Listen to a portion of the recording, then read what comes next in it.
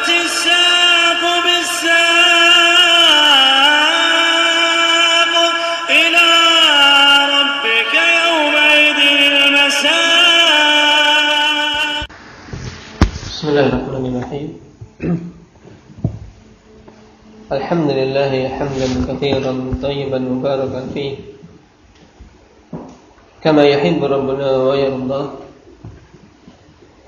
أشهد أن لا إله إلا الله وحده لا شريك له وأشهد أن محمدا عبده ورسوله صلى الله عليه وعلى آله وأصحابه ومن تبعهم بإحسان إلى يوم الدين. Yarhamukallah. Amma ba'd. Pada pembahasan yang lalu kita telah selesai dari permasalahan fitnatul qadar, yang merupakan salah satu perkara yang wajib untuk kita imani, yang akan dialami oleh setiap mereka-mereka yang mengalami kematian, kecuali golongan-golongan yang datang nas tentang pengecualiannya, yaitu siapa mereka ini? Kasya, para anbiya, para syuhada,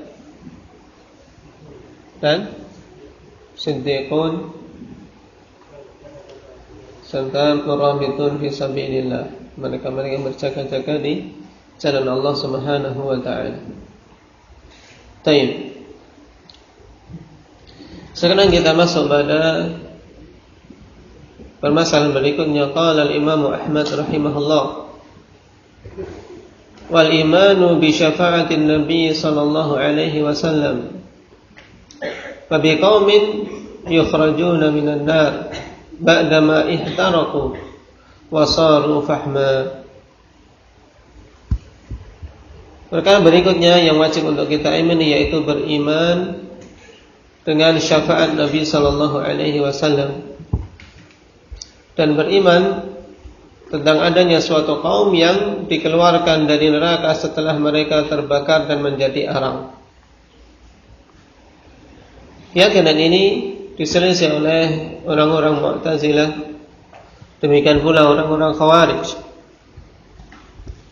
di mana mereka tidak beriman terhadap adanya syafaat bagi mereka. Siapa saja yang telah masuk ke dalam neraka maka kekal di dalamnya, tidak akan mungkin keluar. Baik, kita baca syarah. Qala Syekh Al-Najmi rahimahullahu taala, asy-syafa'atu fil akhirati ahadithuha mutawatirah. Syafaat di akhirat hadis-hadisnya mutawatir. Perkataan beliau asy-syafa'ah fil akhirah untuk mengeluarkan asy-syafa'ah fid dunya, sebagaimana telah kita lewati dalam pembahasan fiqhiyah. Nah, di sana ada syafa'ah fid dunya yang dikatakan oleh Rasul sallallahu alaihi wasallam, isfa'u tu'jaru, berilah syafaat kalian akan mendapatkan pahala. Syafa'ah fid dunya. Nah, sebagaimana ma'ruf, seseorang membantu saudaranya, nah, dengan kedudukan yang dia miliki atau kewibawaan yang ada padanya, agar seseorang memudahkan urusan saudaranya. Dan pembahasan kita adalah syafa'ah fil akhirah. Haditsnya mutawatir, sebagaimana terkumpul dalam bait. Nah, man yaqra indaka rijal, bait yang mengumpulkan hadis-hadis mutawatir.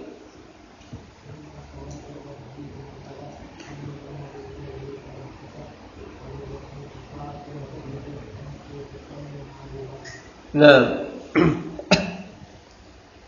lima tawataru hadithu man kadzab wa man bana lillahi baitan wahtasab wa ru'yatun syafa'atun wal haudu wa mas'u khuffain wa hadhi ba'du. Perkataan siapa ini? Dalam hasyiah beliau terhadap Sahih Bukhari, indahnya Abdul Malik Sayyid Muhammad At-Tawudi rahimahullahu ta'ala. Hadisnya mutawatir, sehingga sebenarnya tidak ada alasan bagi orang-orang Mu'tazilah untuk menolaknya. Tapi demikianlah kaum tatkala yang menjadi tolak ukur adalah akal dan yang diikuti adalah hawa nafsu, maka kaidah yang mereka buat sendiri mereka langgar.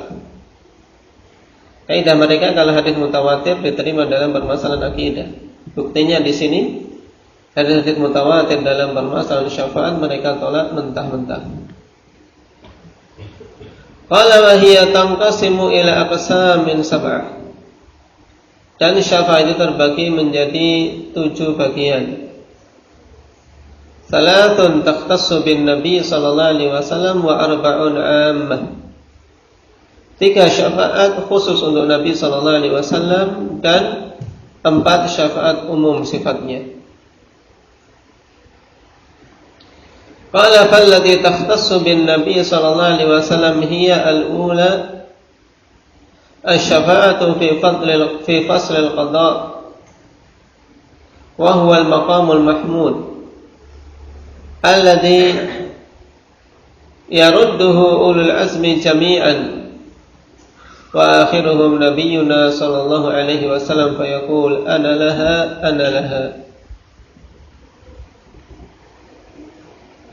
Yang pertama adalah syafaat untuk disegerakan keputusan hamba-hamba ini setelah mereka semuanya berkumpul di padang mahsyar dalam waktu yang lama dengan kepayahan yang sangat, di mana matahari didekatkan dengan jarak 1 mil dan masing-masing berkeringat sesuai dengan kadar amalannya.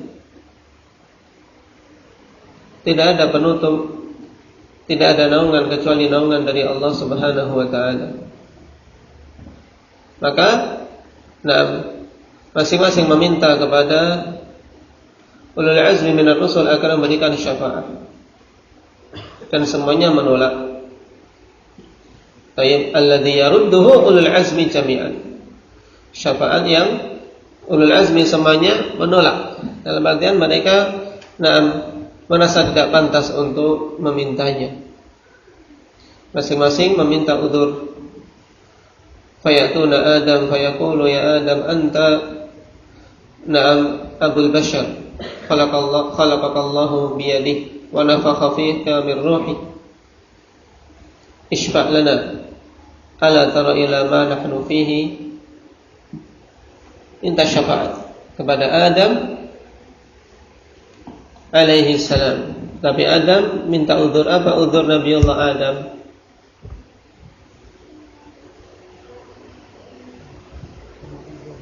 Karena beliau telah bermaksiat memakan buah dari pohon yang dilarang untuk dia mendekatinya. Dan di sini berkata ulul azmi afanifillah tagliban, karena Adam bukan termasuk deretan ulul azmi minar rusul.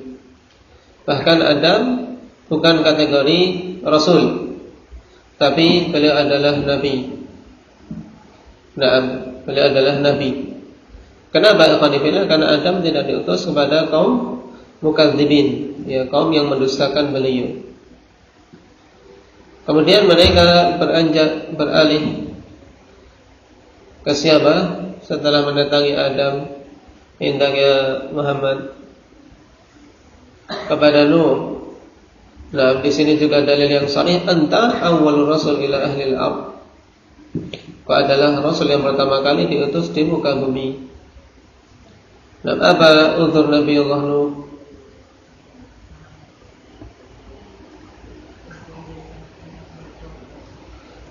Aku telah meminta sesuatu apa? Yang aku tidak diperintahkan untuk memintanya, yaitu meminta agar anaknya diselamatkan. Innahu min ahli Tayyib.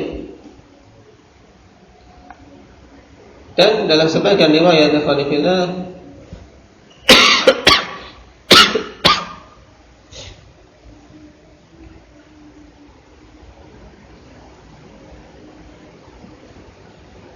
berhubungan dengan Nabi Allah Nuh, udzur tadi, nah,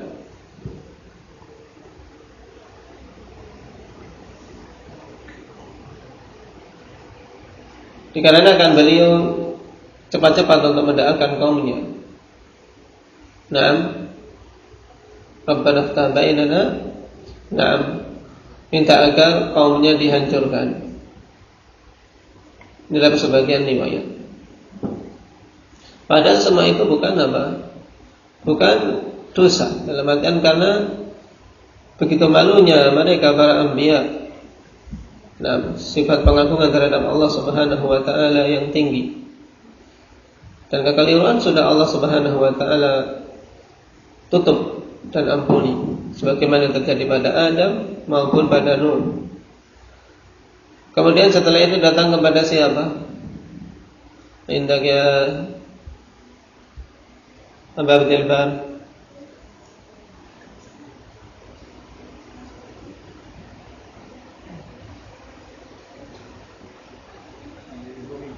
Nabi Ibrahim. Nah, apa untuk Nabi Ibrahim?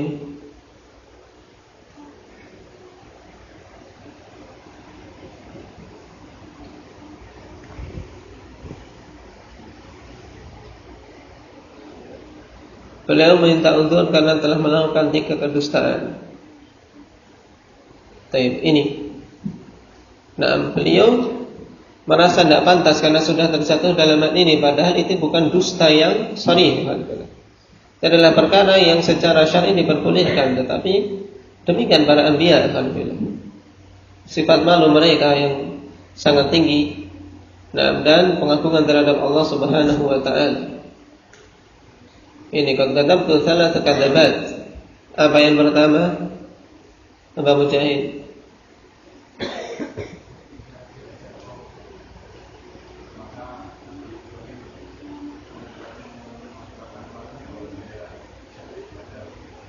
Nah, ketika diajak kaumnya untuk ikut merayakan perayaan syirik, beliau mengatakan inni saqim. Tayyib, inni saqim, aku sakit. Nah, padahal yang beliau maksud memang apa? Ya sakit kalau menghadiri kesyirikan tersebut, yaitu sakit maknawi.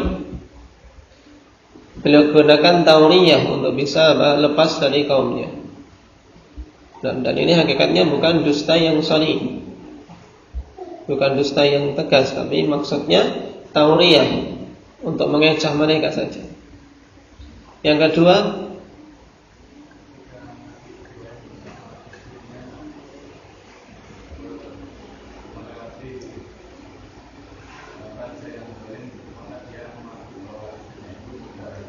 nah, ketika ditanya oleh raja yang zalim tentang istrinya, dia mengatakan dia ukhti, dia itu saudariku, sehingga Nabi Ibrahim tidak dibunuh. Dan memang dia adalah saudarinya dalam Islam, karena memang tidak ada saat itu yang Islam kecuali dia dan istrinya. Yang ketiga dilengkapi apa ini?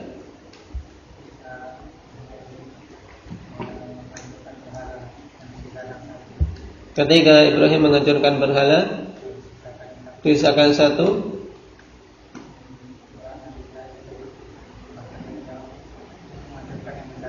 Mana? Tayyib. Kemudian ketika ditanya, na'am, bal fa'alahu kabiruhum hadza. Na'am. Tayyib. Ketika menghancurkan berhala-berhala, tulisakan satu berhala yang paling besar dan ditanya siapa yang menghancurkan, dia mengatakan bal fa'alahu kabiruhum hadza fas'aluhum in kanu yantiqun, sebagaimana dalam surat Al-Anbiya. Tanyalah apa? Yang paling besar ini. Baik. Dan ini bukan kedustaan, tapi ini untuk apa? Penghinaan. Niatnya adalah untuk menghina mereka. Semuanya tahu kalau dia tidak akan mampu untuk melakukannya. Cuman karena sebab ini beliau belum minta udzur. Belum minta udzur. Di sini juga ikhwan fillah faedah yang sangat besar tentang buruknya dusta. Buruknya dusta dan tercelanya sering-sering berbuat tauriyah. Sering-sering berbuat tadlis. Karena tadlis akhul kadzib.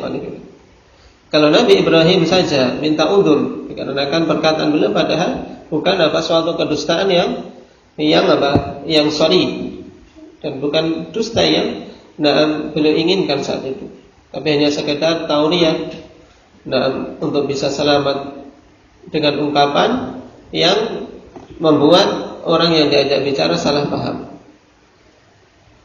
Lalu bagaimana dengan kedustaan yang jelas? Makanya dalam banyak hadits Rasul sallallahu alaihi wasallam celah dan peringatkan umat dari sifat dusta. Di antaranya hadits yang kita hafal semua, wa iyyakum wal kadzib. Hati-hati kalian, jauhilah oleh kalian kedustaan. Fa innal kadziba yahdi ilal fujur, fa innal fujura yahdi ilan nar. Karena kedustaan mengantar kepada kefajiran, dan kefajiran mengantarkan kepada neraka. Berikutnya datang kepada siapa? Muhammad. Setelah mendatangi Nabi Allah Ibrahim, yang keempat Nabi Musa. Apa udzur beliau?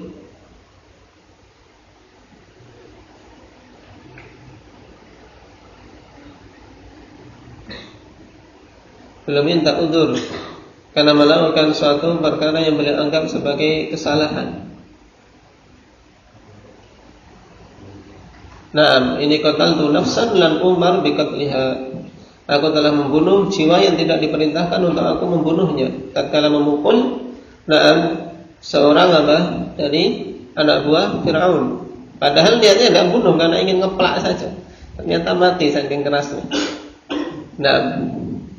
Tayyib meninggal, dan ini qatlul khata'. Bukan niatan beliau untuk membunuh, itu pun karena merasa berdosa dengan hal tersebut minta udzur dengannya. Tayyib. Kemudian Nabi Isa, apa udzur beliau? Indahnya Abu Zur'ah.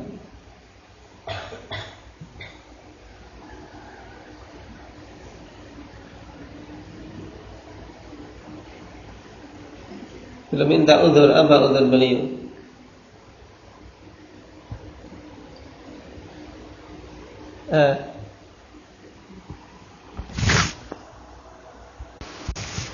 Beliau tidak menyebutkan udzur beliau, tapi langsung mengarahkan kepada manusia agar mendatangi Nabi kita Muhammad sallallahu alaihi wasallam. Hadis syafaat yang panjang. Wa huwal maqamul mahmud, dan inilah yang dinamakan dengan al-maqamul mahmud. Dan juga dinamakan dengan asy-syafa'atul 'uzma. Asy-syafa'atul 'uzma. Syafaat yang agung. Karena apa? Dirasakan oleh semua makhluk yang ada di mahsyar, sehingga disegerakan keputusan. Wa akhiruha nabiyyuna sallallahu alaihi wasallam fa yaqul ana laha. Dan setelah semuanya ikhwan fillah menolak, dari ulul azmi juga Nabi Allah Adam yang pertama kali, akhiruhum nabiyyuna Muhammad sallallahu alaihi wasallam. Beliau mengatakan, akulah yang berhak untuk meminta syafaat tersebut. Maka beliau pun datang ke bawah arsy dan sujud. Kemudian dibukakan kepada beliau puji-pujian terhadap Allah Subhanahu wa taala yang belum pernah dibukakan kepada nabi-nabi sebelumnya. Ini syafaat yang pertama yang khusus untuk Nabi kita Muhammad sallallahu alaihi wasallam. Dinamakan juga dengan apa? Dinamakan dengan apa, Hasan? Syafaatul uzma. Juga dengan apa, Hamzah?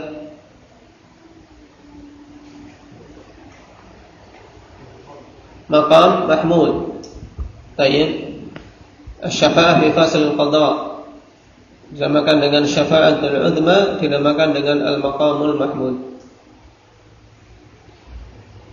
Ats-tsaniyah asy-syafa'atu fi fathi babil jannah, wa hiya aidan takhtassu bihi salawatullahi wa salamuhu alaihi.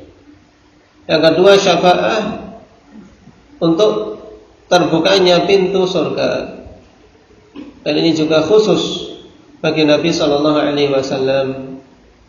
Berdasarkan hadits Anas radhiyallahu anhu dalam as-sahih, ati babal jannah fayaqulu al-khazin man anta, qala anna Muhammad, qala bika umirtu wa lam yuftah li ahadin qabli. Nah, aku mendatangi pintu surga, kemudian ditanya, "Nah, siapa engkau?" Aku menjawab, "Muhammad." Maka yang menjaganya mengatakan, "Bika umirtu." Untukmu aku diperintahkan untuk membukanya, dan tidak dibukakan untuk seorang pun sebelumku. Jadi beliau yang pertama kali membuka pintu surga, dan umat beliau yang pertama kali masuk ke dalam surga.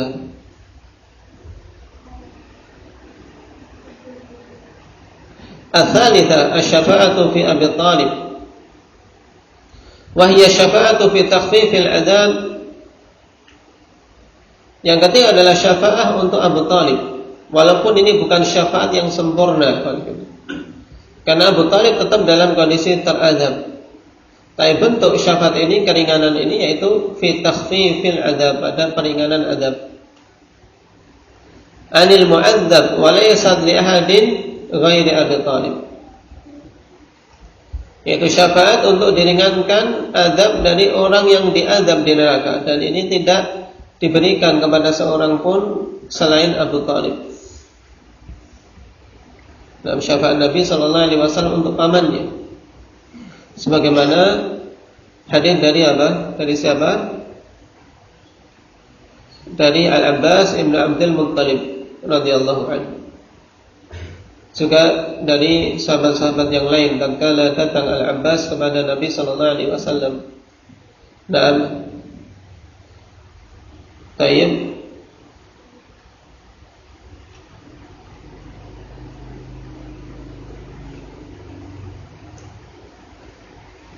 mengatakan bahwasanya Abu Thalib kana yakhuduka wa yaghdabu bika. Nah, Abu Thalib dululah orang yang telah melindungimu dan marah dikarenakan engkau, dalam artian marah terhadap kaumnya tatkala kaumnya menyakiti Nabi kita Muhammad sallallahu alaihi wasallam. Tapi apakah engkau mampu memberikan kemanfaatan kepada dia? Qala na'am wa fi dhahdahin minan nar wa laula ana lakana fid darkil asfali minan nar. Perkataan beliau di sini, walaula ana lakana fid darkil asfali minan nar. Kalau bukan seandainya karena aku, maka dia berada di kerak paling bawah dari neraka. Tapi padahal, dan dengan sebab syafaat beliau terangkat qaddah.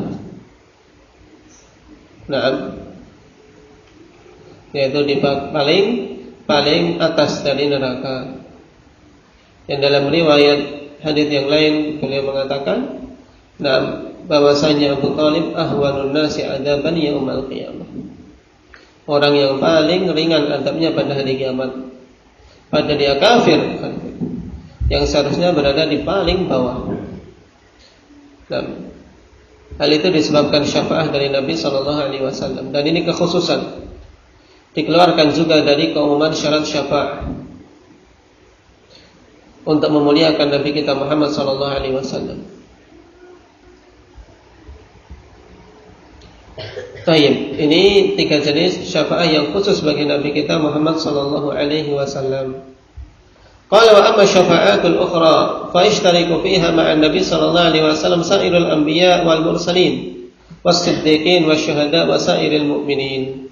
Adapun syafaat-syafaat yang lain, maka bergabung padanya bersama Nabi sallallahu alaihi wasallam keseluruhan para anbiya yang lain dan para rasul yang lain, serta siddiqin dan syuhada serta kaum mukminin.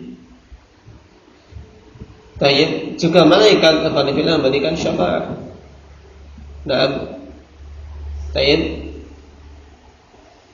Awalan asy-syafa'ah fi qaumin istahaqqul adzab bidhunubin irtakabuha. Fayashfa'u fihim alla yu'adzabu wa an yadkhulul jannah biduni adzab. Yang pertama, syafaah tentang suatu kaum yang mereka pantas untuk mendapatkan azab disebabkan dosa-dosa yang mereka lakukan. Kemudian diberikan syafaat kepada mereka untuk tidak terazab dan mereka masuk ke dalam jannah tanpa azab. Jadi harusnya diazab kemudian mendapatkan syafaat, akhirnya tidak terazab. Thaniyan asy-syafa'ah fi qaumin udkhilun nar bisababi dzunubin lahum fayashfa'u fihim asy-syufa'a an yakhruju minan nar fayadkhulul jannah. Dan ini yang sangat sahih dalilnya ikhwan fillah yang diingkari oleh orang-orang Mu'tazilah. Syafaat tentang satu kaum yang telah dimasukkan ke dalam neraka dengan sebab dosa-dosa mereka. Kemudian para pemberi syafaat memberikan syafaat kepada mereka untuk keluar dari neraka dan masuk ke dalam surga. Bahkan Rasul sallallahu alaihi wasallam katakan, syafaati li ahli al-kaba'ir min ummati. Syafaatku untuk para pelaku dosa besar dari kalangan umatku.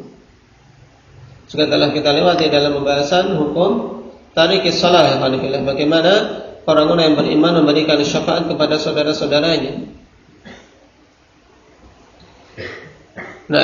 Mengeluarkan mereka-mereka yang ada keimanan padanya, yang melakukan salat, berhaji, menunaikan zakat tapi terjatuh dalam dosa-dosa, dikeluarkan dari neraka dengan sebab syafaat. Tsalitsan asy-syafa'atu fi qaumin istahaqqu manazila mutadanniyah fil jannah fayashfa'u fihim an turfa darajatuhum fawqa mastahaqqu tafdilan min Allah.